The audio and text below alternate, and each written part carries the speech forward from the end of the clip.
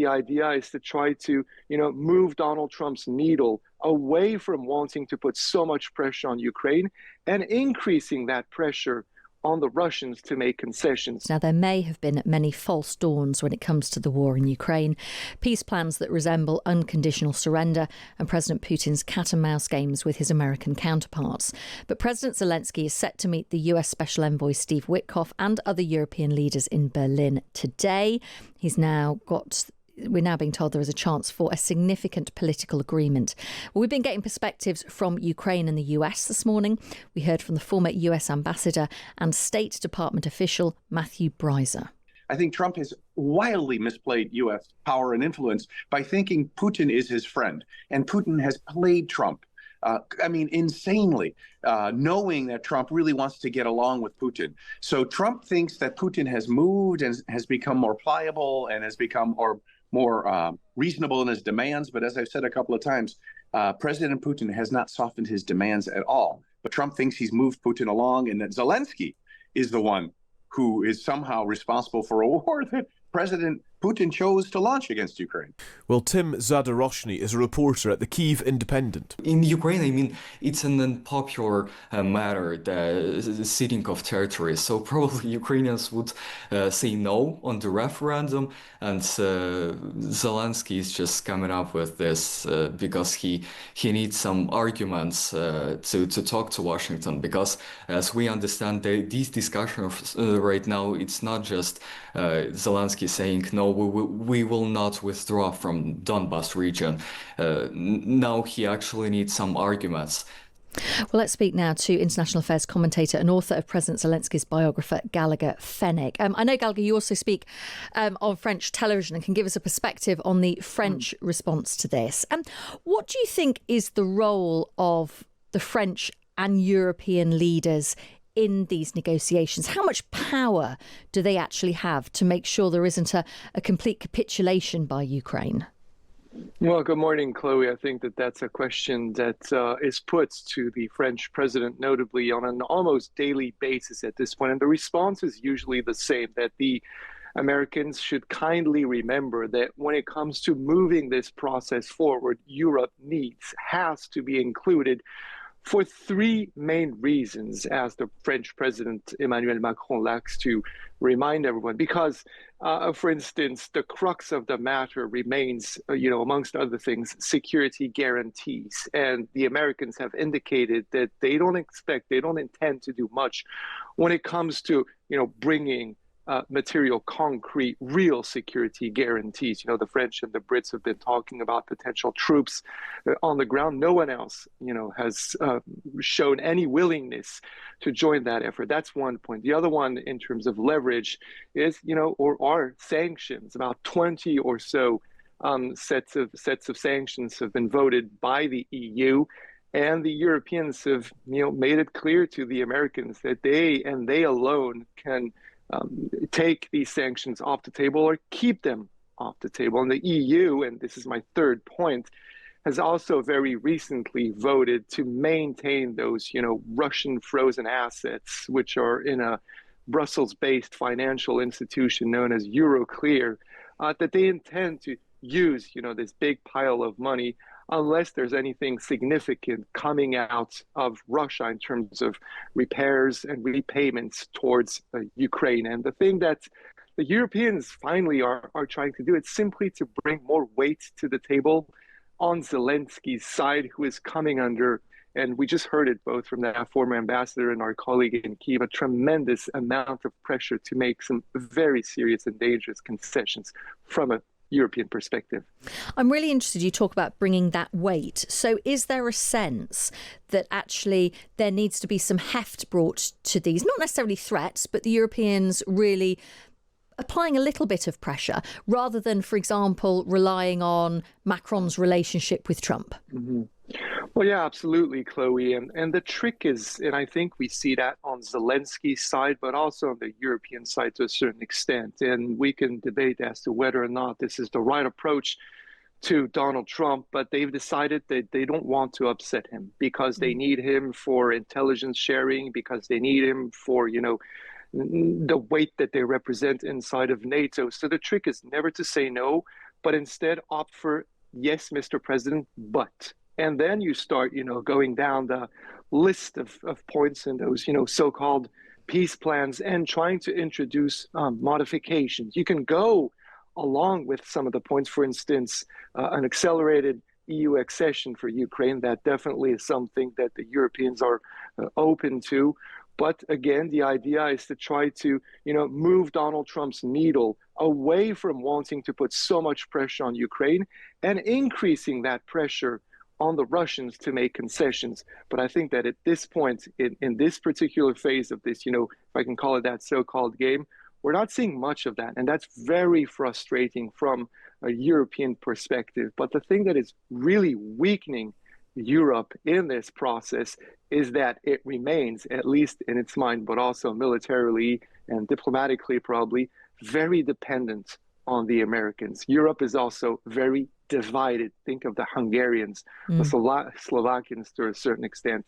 And Europe has also been sort of caught off guard by these wild American swings towards the Kremlin and this way of going about, making or turning this into a strictly transactional process. Really good to speak to you this morning. Thank you for joining us.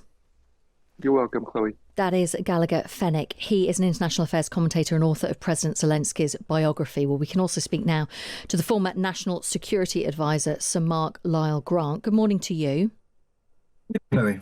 Do you think we are getting close to some kind of deal in light of the fact that President Zelensky said overnight, this could be significant now, and also just the general frustration and dare I say, slight boredom from the US administration with having to go back and forth?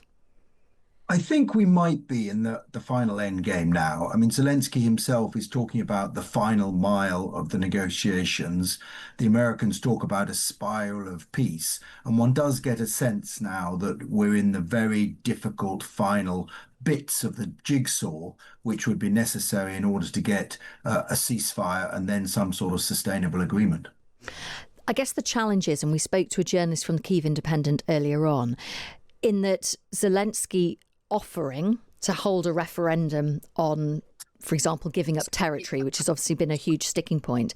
The general view from Kyiv was it'll be very difficult to do that, but also Ukrainians will probably vote against that. So even if a deal is agreed at this point, you just wonder if it can get over the line. Yes, I mean, what the Europeans have said is that it's up to Zelensky and the Ukrainians to decide on any peace concessions. That mustn't be imposed upon Ukraine by the Americans or the Russians or anyone else. But as you say, constitutionally, it's extremely difficult, and any concessions of land would have to be endorsed at least in a referendum. And how you're going to hold a referendum, who is going to vote, the dynamics of that are extremely difficult to understand at this stage. And that's why I don't think Zelensky this week is going to be saying, OK, we will give up land that we currently control. There have been some proposals in the last couple of days about creating a demilitarized zone or a special economic zone, as Trump would put it. But even that, I think, would be very difficult for Zelensky to accept. But at least it would be a signal that the Russians wouldn't control that land in the future. There's also the question of the control of the Zaporizhzhia nuclear plant. That is absolutely vital. Is it going to be jointly controlled? Is it going to be controlled by some third party to provide energy both to the sort of Donbass controlled by Russia and the rest of Ukraine? So these are some really difficult issues, even before you come to the question of future security guarantees. And this, for the Europeans, as much as the Ukrainians, is probably the most important sticking point left. Who is going to provide those security guarantees that whatever ceasefire line is agreed is not broken by Russia in a month, a year, or 5 years' time? Do you think the Europeans have found it challenging having to deal with Steve Witkoff? And I don't mean him as an individual, but the fact that he is not a seasoned politician. He's not a negotiator. He's not somebody who's got politics running through his veins. He's a former real estate developer who Trump thought, you'll be good, I'll chuck you in. And that's no disrespect to Steve Witkoff, but I'm assuming he will be approaching these negotiations in a different way to the way in which European leaders are used to. Well, I think Donald Trump has been approaching negotiations in a very different way from the normal diplomatic means. We saw that way back in February at that famous meeting between Trump and Zelensky in the White House with that blazing row in public. I mean, that is very unusual diplomatic behavior. But I think Steve Witkoff has a difficult role because he is not a seasoned diplomat and he's been completely outplayed by people like President Putin, the foreign minister, Yuri Ushakov, the political advisor. These are very seasoned Russian diplomats.